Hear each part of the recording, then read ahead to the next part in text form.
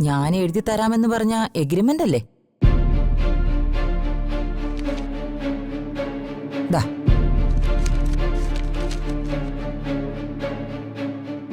പ്രതാപനോട് ഞാൻ പറയുന്ന കുറ്റസമ്മതമായിട്ടാ അതിലെഴുതിയിരിക്കുന്നേ. മോള് വായിച്ചു നോക്ക്. അത് രജിസ്റ്റർ ചെയ്യേണ്ട കാര്യമില്ലല്ലോ.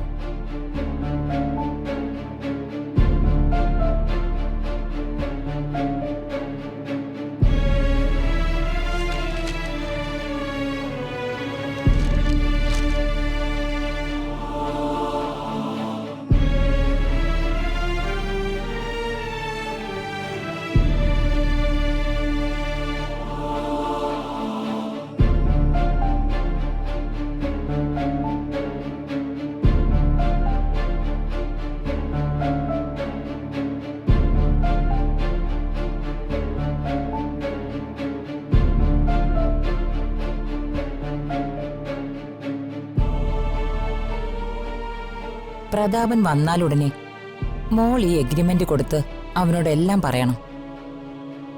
അപ്പോ അവൻ എന്നെ വിളിക്കും.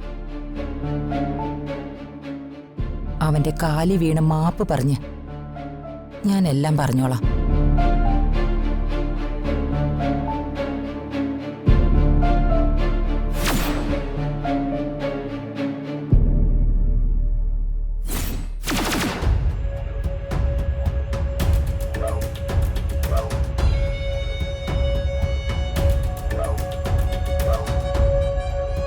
ചെറിയമേ, എല്ലാം കഴിഞ്ഞു മോളെ? കഴിഞ്ഞു ചെറിയമേ. എന്നാ ചെറിയമേ എഗ്രിമെന്റ്. ഇത് അംബിക എഴുതുന്ന എഗ്രിമെന്റ് അല്ലേ? ആ അതെ ചെറിയമേ. പക്ഷെ ഇത് ഭദ്രമായിട്ട് സൂക്ഷിക്കണം. അമ്പയെ ആള് അവരാണ് എഴുതി തന്നെങ്കിലും വേണ്ടി വന്നാ മോഷ്ടിച്ചോണ്ട് പോയിക്കളയും.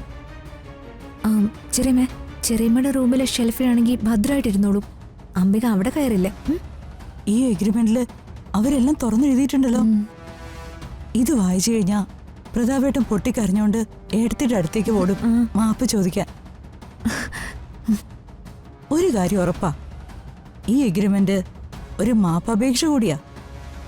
ഇത് വായിച്ചാ ആ നിമിഷം പ്രതാപേട്ടൻ അംബികയെ അടിച്ച് പുറത്താക്കും. പക്ഷേ അവര് പ്രോപ്പർട്ടി തിരിച്ചെഴുതി കൊടുക്കുന്ന എന്റെ പേടി. അതൊക്കെ പ്രതാപേട്ടൻ മേടിക്കും. ഇടഞ്ഞ പ്രതാപേട്ടൻ ഒതുക്കിക്കളയും.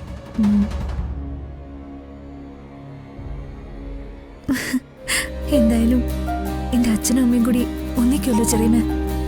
എനിക്കത് മതി.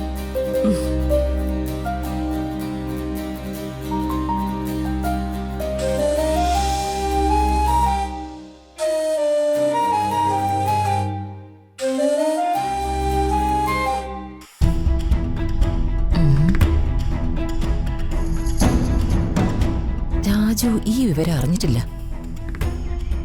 അവന്റെ മനസ്സില് തീ കൊളുത്താൻ എന്താ ഒരു വഴി? അതാണ് കറക്റ്റ് വഴി. ആ വഴി എരികേറ്റാം.